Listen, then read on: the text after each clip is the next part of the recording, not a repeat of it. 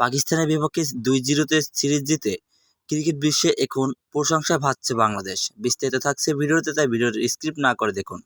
পাকিস্তানকে 2-0 ব্যবধানে উড়িয়ে 2 ম্যাচ টেস্ট সিরিজ জিতে গেছে বাংলাদেশ।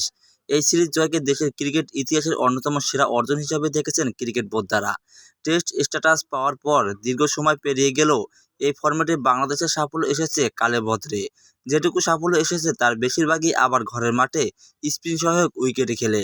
তবে এবার পাকিস্তানে ঘটেছে তার ব্যতিক্রমী ঘটনা। পেস সহায়ক উইকেটও নিজেদের জোহর দেখিয়েছে টাইগার স্পিনাররা। আবার পেসাররাও পিছিয়ে ছিলেন না। দ্বিতীয় টেস্টের দ্বিতীয় ইনিংসে তো পাকিস্তানের 10 উইকেটই সবকটি পেসারের ঝুড়িতে পড়েছেন। আর ব্যাটিংয়ে সেঞ্চুরি আর মুশফিক লিটনরা দলকে আস্থা জুগিয়েছেন। সব মিলিয়ে টিম পারফরম্যান্স বিদেশের মাটিতে এমন ঐতিহাসিক সাফল্য পেয়েছে বাংলাদেশ। পরিসংখ্যান বলেছে, জিম্বাবুয়ে এবং ওয়েস্ট ইন্ডিজের পর তৃতীয় কোনো দেশের বিপক্ষে বিদেশের মাটিতে টেস্ট সিরিজ জয় করল লাল সবুজের প্রতিনিধিরা। ওয়েস্ট ইন্ডিজের দ্বিতীয় সারির দলের বিপক্ষে 2009 সালের সিরিজ জয় করেছিল বাংলাদেশ। আর জিম্বাবুয়ের মাঠে তাদের বিপক্ষে 2021 সালের সিরিজ জয়ের ব্যবধান ছিল 1-0-তে।